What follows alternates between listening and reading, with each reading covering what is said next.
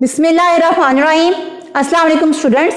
आज हम अपने बायो के लेक्चर नंबर 19 में जो टॉपिक डिस्कस करेंगे वो है सेक्सुअल रिप्रोडक्शन। टॉपिक को डिस्कस करने से पहले मैं आपके साथ हदीस शेयर करूंगी। हदीस है, रसूल पाक सल्लल्लाहु अलैहि वसल्लम ने फरमाया, आपस में सलाम को फैलाओ। बच्चों, हमें कोशिश करनी चाहिए कि जब भी हम किसी पर्सन से मिलें, बेशक वो पर्सन हमसे छोटा हो या बड़ा हो, हम सलाम में पहल करें, क्योंकि सलाम के जरिए हम क्या करते हैं, दूसरे पर सलामती भेजते हैं। तो हमें इसीलिए सलाम में पहल करनी चाहिए। अब जो आज हमने टॉपिक पढ़ना है वो है सेक्सुअल रिप्रोडक्शन इन प्लांट्स, कि प्लांट जो है वो किस तरीके से सेक्सुअल रिप्रोडक्शन करेंगे। First of all sexual reproduction की डेफिनेशन मैंने आपको चैप्टर 14 के स्टार्ट में बताई थी कि क्या होता है कि दो गैमेट्स जो हैं आपस में फ्यूज करते हैं और उसके नतीजे में हमारे पास क्या बनता है, जायगोट बनता है। ठीक है, अब सेक्सुअल रिप्रोडक्शन इन प्लांट्स हम पढ़ेंगे। अब हमने देखना है कि प्लांट किस तरीके से सेक्सुअल रिप्रोडक्शन करते हैं, गैमेट की फॉर्मेशन जो है वो कहाँ पर होती है और जायगोट जो है वो किस तरह से फॉर्म हो रहा है। तो फर्स्ट ऑफ ऑल हम ये देखेंगे कि प्लांट के अंदर जो गैमेट प्रोड्यूस होता है एक स्पेशल स्ट्रक्चर के अंदर प्रोड्यूस होता है। और प्लांट्स के हमारे पास डिफरेंट ग्रुप्स है। अब ग्रुप कौन कौन से हैं? First one is mosses, ferns and seed plants. अब सीड प्लांट में हमारे पास दो इसके टाइप्स आती हैं। First one is gymnosperm, the second one is angiosperm. ये हमारे पास चार ग्रुप हैं प्लांट्स के। अब हर एक जो प्लांट का ग्रुप है उसमें किस तरह से गैमेट की फॉर्मेशन होगी। अब हर जो प्लांट का ग्रुप है वो एक दूसरे से डिफरेंट वेरी करता है। अब जैसे मोसिस और फर्न्स जो हैं, इनमें जो स्पर्म होते हैं, स्पर्म जो है ये मोटाइल है। मोटाइल का मतलब है कि ये मूव करते हैं। अब जब स्पर्म है ये मोटाइल है, इन्होंने जब मूव करना है कहां तक जाने के लिए, एग सेल तक जाने के लिए। एग सेल तक मूव करने के लिए क्या करते हैं, स्विम करते हैं। अब इनको स्विम करने के लिए किस चीज की जरूरत होती है, या तो ड्यू की जरूरत होगी या किस चीज की जरूरत होगी, रेन की। मतलब कि रेन और जो ड्यू है इन्हें हेल्प आउट करते हैं किसको, स्पर्म को, कि ये कहां तक पहुंचे, एग सेल तक पहुंचे। जब ये पानी के जरिए स्विम करके स्पर्म जो है एग सेल तक पहुंचेंगे तो क्या बनेगा, हमारे पास जायगोट की फॉर्मेशन होगी। और इस मेथड की मतलब इस तरीके से जो हमारे पास जायगोट बनेगा वो बनेगा मॉसिस में और फर्न्स में। जबकि जो जिम्नोस्पर्म और एंजियोस्पर्म में है, इनके स्पर्म को मूव करने के लिए स्विम मतलब कि तैरने की जरूरत नहीं पड़ती। इनके अंदर एक स्पेशल स्ट्रक्चर होता है, मेथड होता है जिसके जरिए क्या करते हैं, रिप्रोडक्शन करते हैं। अब जो प्लांट का लाइफ साइकिल है कि वो किस तरीके से रिप्रोडक्शन करेगा, उसमें कौन कौन सी जनरेशन आएगी वो हम डिस्कस करने लगे हैं।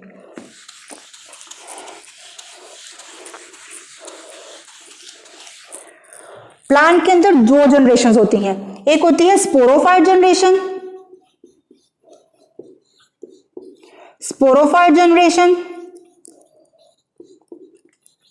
और सेकंड होती है गैमेटोफाइट जनरेशन।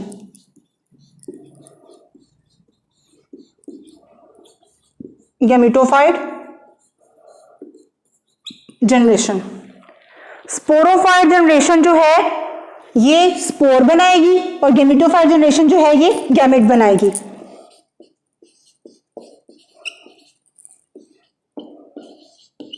और ये गैमेट बनाएगी।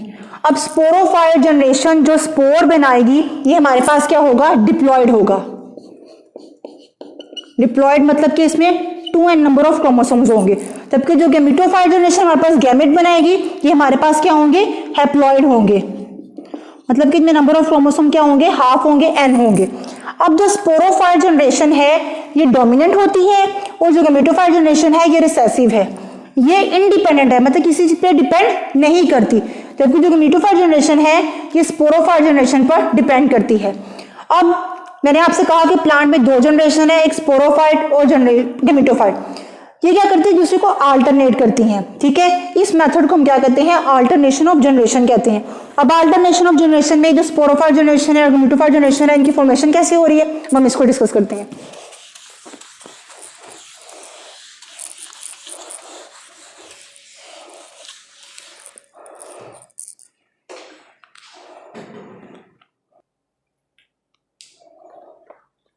बच्चों ये मैंने लाइफ साइकिल बनाया है अल्टरनेशन ऑफ जनरेशन का।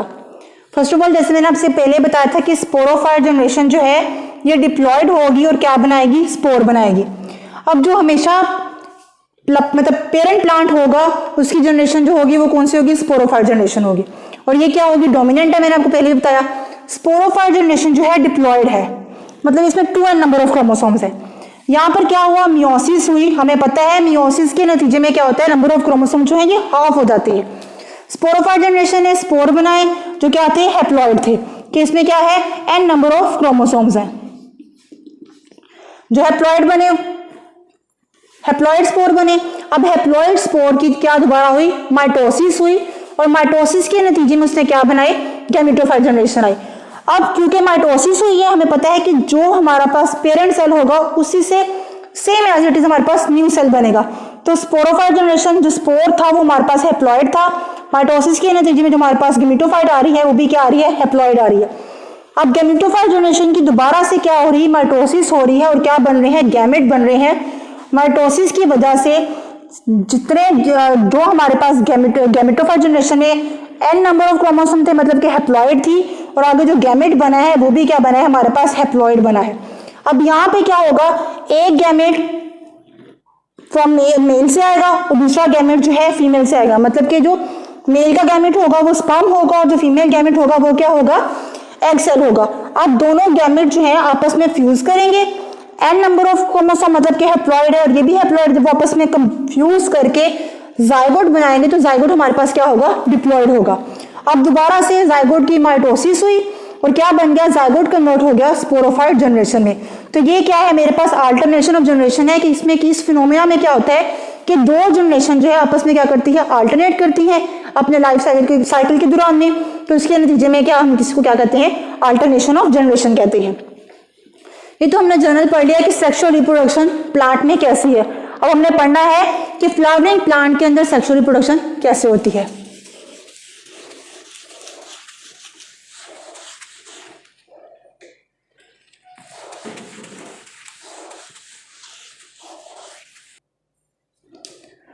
अब बच्चों हमने पढ़ना है sexual reproduction in flowering plant, कि फ्लावरिंग प्लांट जो है वो किस तरह से जो है सेक्सुअल रिप्रोडक्शन करते हैं।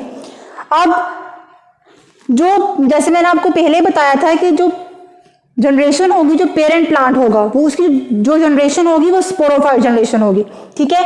अब प्लांट का जो फ्लावर होता है ये रिप्रोडक्टिव पार्ट होता है, मतलब कि रिप्रोडक्शन में जो पार्टिसिपेट करता है फ्लावर का पार्ट वो कौन सा, सॉरी प्लांट का पार्ट वो होता है फ्लावर। अब फ्लावर के 4 कंपोनेंट्स, मतलब कंपोनेंट्स को 4 वर्ल्ड में डिवाइड किया गया है। जो इसका फर्स्ट वर्ल्ड होगा उसको हम क्या कहेंगे, कैलस कहेंगे, सेकंड को कोरोला कहेंगे, थर्ड को androecium, and the fourth one जो हमारा वर्ल्ड होगा उसे हम क्या कहेंगे, गायनेशियम कहेंगे। अब जो फर्स्ट 2 वर्ल्ड होते हैं ये पार्टिसिपेट नहीं करते रिप्रोडक्शन में, जबकि जो लास्ट वाले 2 वर्ल्ड होते हैं मतलब कि एंड्रोशियम एंड गायनेशियम ये पार्टिसिपेट करते हैं रिप्रोडक्शन में।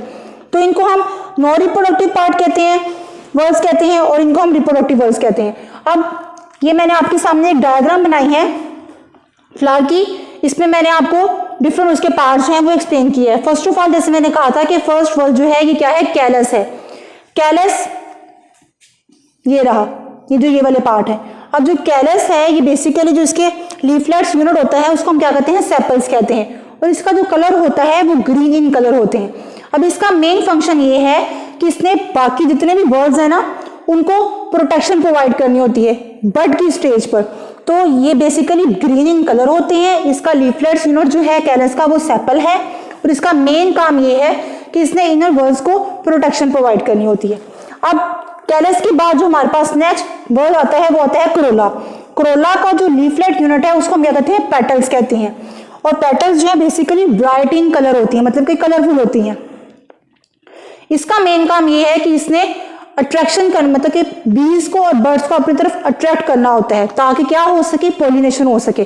तो इसका मेन फंक्शन ये है कि ये अट्रैक्शन प्रोवाइड करते हैं, बीज और बर्ड्स को अपनी तरफ अट्रैक्ट करते हैं, और एजेंट है किसका, पोलिनेशन का। ये तो हो गए हमारे पास आउटर वर्ड्स जो क्या थे, नॉन रिप्रोडक्टिव वर्ड्स थे। अब नेक्स्ट आ रहा है मेरे पास एंड्रोशियम। एंड्रोशियम जो है ये हम बेसिकली मेल रिप्रोडक्टिव पार्ट है। एंड्रोशियम जो है ये मेल रिप्रोडक्टिव पार्ट है। अब इसमें हमारे पास जो इसके यूनिट आते हैं, जो इसका यूनिट मतलब कि एंड्रोशियम मेल रिप्रोडक्टिव पार्ट है, और जिसका यूनिट है वो क्या है, स्टेमन। अब स्टेमन में जो थ्रेड लाइक स्ट्रक्चर होगा उसको हम कहेंगे फिलामेंट, और जो एंड फ्री मतलब कि एक एंड जो होता है वो फ्री होता है, इसको हम क्या कहेंगे, एंथर कहेंगे। मैं फिर रिपीट कर रही हूँ, थर्ड वर्ड जो है ये एंड्रोशियम का है। एंड्रोशियम जो है मेल रिप्रोडक्टिव पार्ट है। अब इसका जो यूनिट है वो क्या है, स्टेमन। स्टेमन में हमारे पास क्या चीज आती है, फिलामेंट एंड एंथर। जो थ्रेड लाइक स्ट्रक्चर होगा उसको हम फिलामेंट कहेंगे, और जो एक एंड जो होती है फ्री होती है उसको हम क्या कहेंगे, एंथर कहेंगे। अब एंथर के अंदर बेसिकली क्या होते हैं, पोलन सैक्स होते हैं। अब जैसे ही हमारे पास पोलन सैक जो है, इसमें मतलब कि पोलन ग्रेन्स होते हैं। अब जब क्या होगा कि जब पोलन सैक जो है इसमें मियोटिक डिवीजन्स होंगी, जिसके नतीजे में क्या बनेंगी, माइक्रोस्पोर बनेंगे। अब जब माइक्रोस्पोर की फॉर्मेशन हो चुकी है, यहां पर क्या है हमारे पास, माइक्रोस्पोर जो है वो बन चुके हैं। अब माइक्रोस्पोर जो है ये बेसिकली क्या होते हैं, हैप्लॉइड होते हैं, क्योंकि मियोसिस हुई है। अब उन्होंने क्या करना है, नंबर ऑफ क्रोमोसोम को हाफ कर देना। जैसे मैंने पहले कहा था कि जो मेरे पास पेरेंट जनरेशन होती है वो स्पोरोफाइट होती है, इसीलिए मैंने कहा कि जो पोलन सैक है इसमें क्या है, मेरे पास पोलन ग्रेन्स हैं। जब इसमें मियोटिक डिवीजन्स हुई तो उन्होंने क्या किया, माइक्रोस्पोर बनाए। अब माइक्रोस्पोर मेरे पास क्या है, हैप्लॉइड है, मतलब कि इनमें नंबर ऑफ क्रोमोसोम क्या है, हाफ हो गए हैं। जब माइक्रोस्पोर में फर्दर क्या होंगी, मियोटिक डिवीजन्स होंगी। अब यहां पर मैं आपको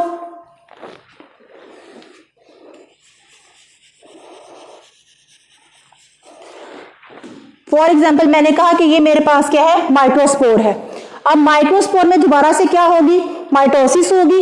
माइटोसिस के नतीजे में मेरे पास क्या बनेंगे, दो सेल्स बनेंगे। एक मेरे पास बनेगा ट्यूब न्यूक्लियस, और एक मेरे पास क्या बनेगा, जेनरेटिव न्यूक्लियस। Generative nucleus.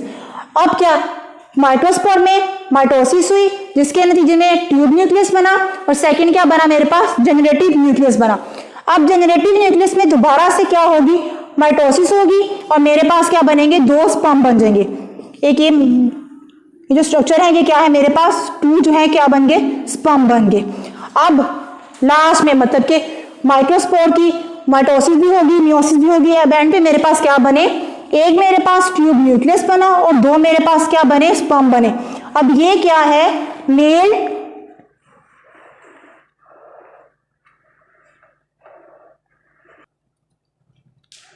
अब ये मेरे पास माइक्रोस्पोर की माइटोसिस हुई, ट्यूब न्यूक्लियस बना और जेनेटिव न्यूक्लियस। जेनेटिव न्यूक्लियस से दोबारा से माइटोसिस की और क्या बन गए, दो स्पर्म बन गए। अब जो लास्ट में मेरे पास स्ट्रक्चर बन रहा है वो क्या बन रहा है, ट्यूब न्यूक्लियस और दो स्पर्म। ये मेरे पास क्या है, मेल गैमेटोफाइट जनरेशन है।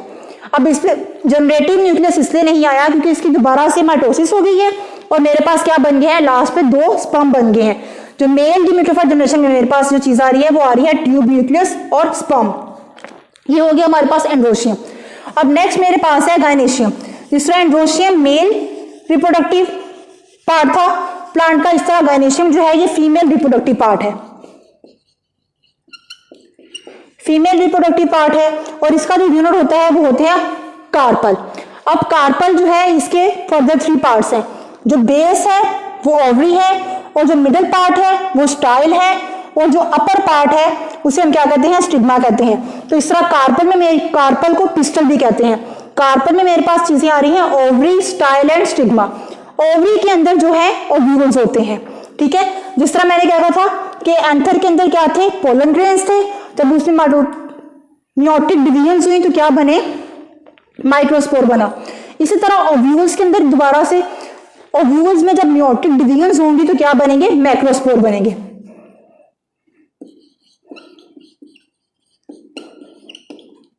और ये भी क्या होंगे, हैप्लॉइड होंगे, क्योंकि मियोसिस हो रही है, मियोटिक डिवीजन्स हो रही है, उसके नतीजे में क्या होता है, नंबर ऑफ क्रोमोसोम्स जो है वो हाफ हो जाते हैं।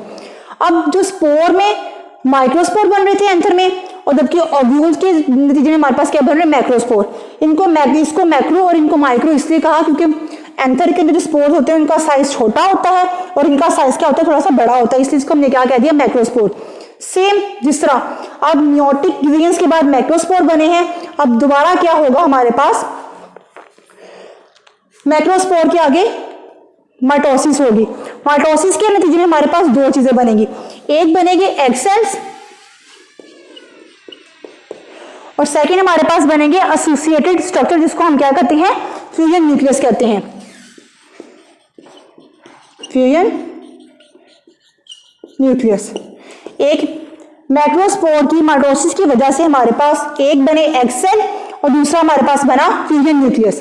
फ्यूजन न्यूक्लियस या एसोसिएटेड स्ट्रक्चर इस तरह बनते हैं अगर दो स्पोर जो है हैप्लॉइड स्पोर आपस में कंबाइन करें सेम फॉर्म में, तो इसके नतीजे में जो हमारे पास स्ट्रक्चर आता है उसे हम क्या कहते हैं, फ्यूजन न्यूक्लियस कहते हैं। अब मैक्रोस्पोर के नतीजे में हमारे पास बन रहे हैं माइटोसिस के बाद egg cell and fusion nucleus. इन दोनों को हम क्या कहेंगे, फीमेल गेमेटोफाइट जनरेशन। ये तो हो गया जनरल। अब किस तरह से पॉलिनेशन किस तरह होती है, हमें पता है कि पॉलिनेशन में क्या होता है कि पोलन ग्रेन जैसे ही मैच्योर होगा वो जाके क्या होगा, स्टिग्मा के ऊपर अटैच हो जाएगा, तो इसको हम क्या कहते हैं, पॉलिनेशन। अब किस तरह से सीड की और फ्रूट की फॉर्मेशन हो रही है हम वो डिस्कस करेंगे। जैसे मैंने आपसे पहले कहा था कि पोलन एंथर के अंदर क्या है, पोलन ग्रेन्स है। जैसे ही पोलन इसके ऊपर आके गिरा, इसमें क्या होता है, ट्यूब न्यूक्लियस। ट्यूब न्यूक्लियस जो है वो स्टाइल के जरिए ग्रो करती है और वो कहां तक चली जाती है, ओवरी तक चली जाती है। जब वो ओवरी में पहुंच जाती है तो यहाँ पर क्या होता है, उसकी जर्मिनेशन स्टार्ट होती है। अब वो क्या करेगा, बर्स्ट होगा। जैसे मैंने आपसे पहले कहा था कि मैक्रोस्पोर में हमारे पास क्या क्या चीजें बन रही हैं, egg cell and fusion nucleus, ठीक है। और माइक्रोस्पोर में हमारे पास क्या बना था, ट्यूब न्यूक्लियस एंड दो स्पर्म। ट्यूब न्यूक्लियस ने क्या किया, इसको हेल्प आउट किया पोलन ट्यूब बनाने में और कहां तक पहुंच गई, ओवरी तक पहुंच गई। अब जो दो स्पर्म है जब यहाँ पर आके पोलन ट्यूब बनी है जब वो बर्स्ट करेगी तो दो स्पर्म जब यहाँ पर रिलीज होंगे, एक जो स्पर्म है वो तो फ्यूज कर देगा एग सेल के साथ। अब जो स्पर्म था वो भी हैप्लॉइड था और एग सेल भी क्या है, हैप्लॉइड। तो हमारे पास जो जाइगोट बनेगा वो क्या बन जाएगा, डिप्लॉइड बन जाएगा। अब जो दूसरा स्पर्म है मेरे पास वो क्या करेगा, एक स्पर्म, दो स्पर्म थे, एक ने एग सेल से कंबाइन किया और क्या बन गया, जाइगोट बन गया।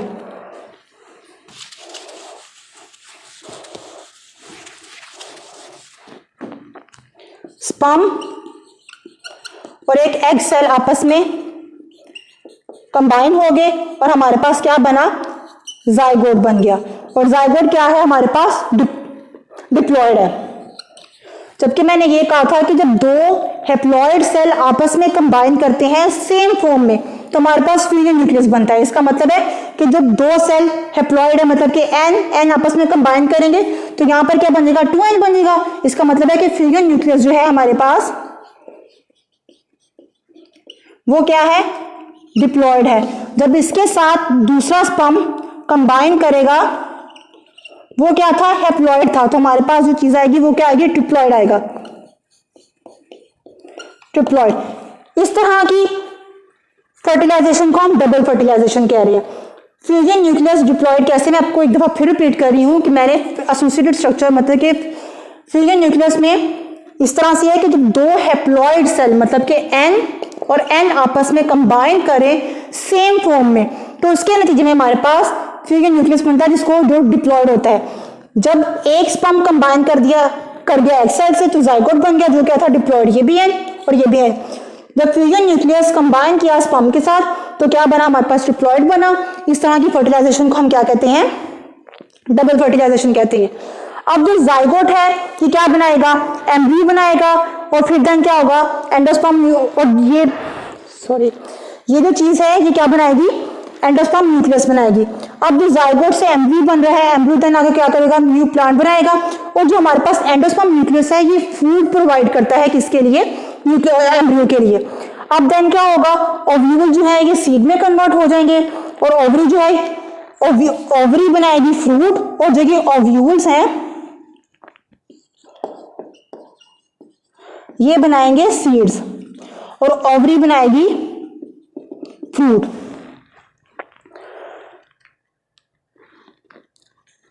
ओवरी फ्रूट में कन्वर्ट होगी, ओव्यूल्स ने हमें क्या चीज प्रोवाइड कर दी, सीड प्रोवाइड कर दी है।